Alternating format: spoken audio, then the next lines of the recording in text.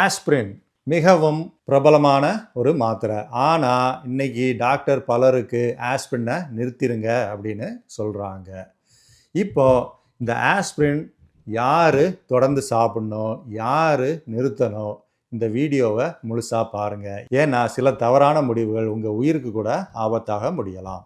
50 வருஷமாக உலகம் முழுவதும் ஆஸ்பிரினை ஒரு மேஜிக் மருந்து மாதிரி தான் பார்த்துட்டு இருந்தாங்க. ஹார்ட் அட்டாக் வராமல் தடுக்க, இல்லை ரத்தம் உறையாமல் தடுக்க இந்த ஆஸ்பிரினை பலர் யூஸ் பண்ணிகிட்டு இருந்தாங்க.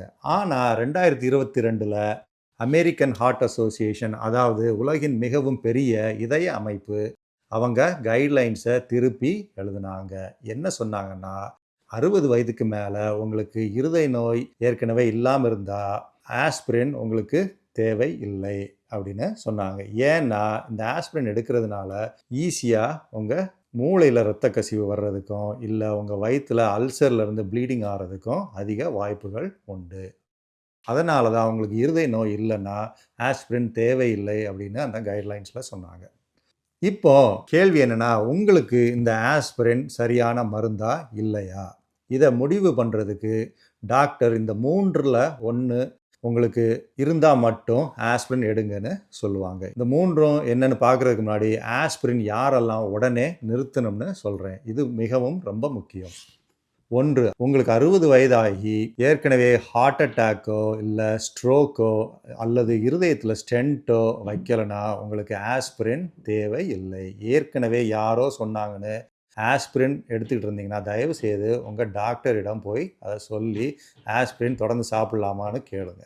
2வது, ஸ்டமக்கில், அதாவது வயிற்றில் ஏதாவது அல்சர் வந்தவங்களுக்கு, அப்புறம் பிளட்டில் ஏதாவது டிஸார்டர் இருந்து ஈஸியாக ப்ளீட் ஆச்சுனாலோ அவங்களுக்கு ஆஸ்பிரின் நண்பன் இல்லை, அது எதிரி.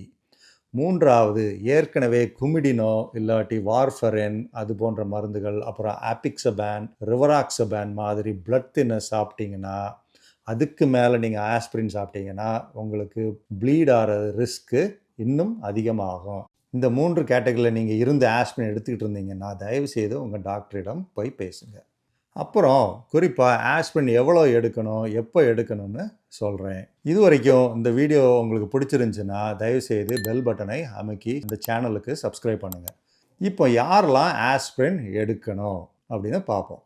1, உங்களுக்கு ஏற்கனவே ஹார்ட் அட்டாக் வந்திருந்தாலோ அல்லது ஸ்டென்ட் வச்சுருந்தாலோ இல்லை பைபாஸ் சர்ஜரி பண்ணியிருந்தாலோ நீங்கள் கட்டாயம் ஆஸ்பிரின் எடுத்துக்கணும். இந்த ஆஸ்பிரின் 75 மில்லிகிராம்லேருந்து 81 மில்லிகிராம் வரைக்கும் எடுத்துக்கலாம். நீங்கள் எந்த நாட்டில் இருக்கிறீங்களோ, இந்தியாவில்னா 75 மில்லிகிராம் ஆஸ்பிரின் கிடைக்கும், இல்லை வெளிநாடுகளில் 81 மில்லிகிராம் ஆஸ்பிரின் கிடைக்கும். அந்த குறைந்த அளவு ஆஸ்பிரின் மட்டுமே உங்களுக்கு போதுமானது.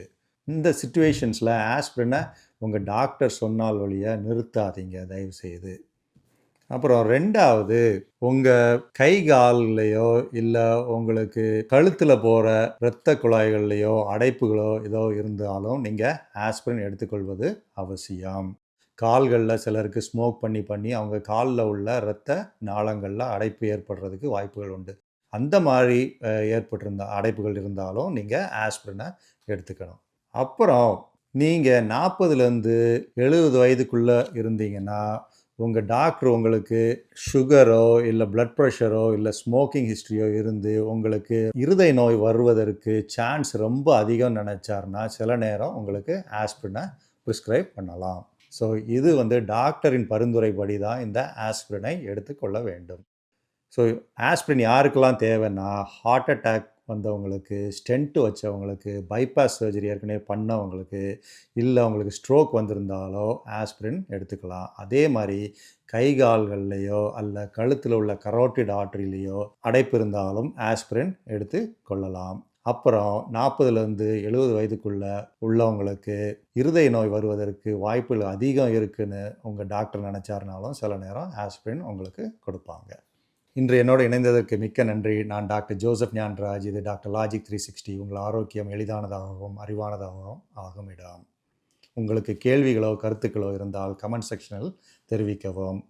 உங்களுடன் மீண்டும் சந்திக்கும் வரை விடைபெறுவது டாக்டர் ஜோசப் ஞானராஜ். மிக்க நன்றி.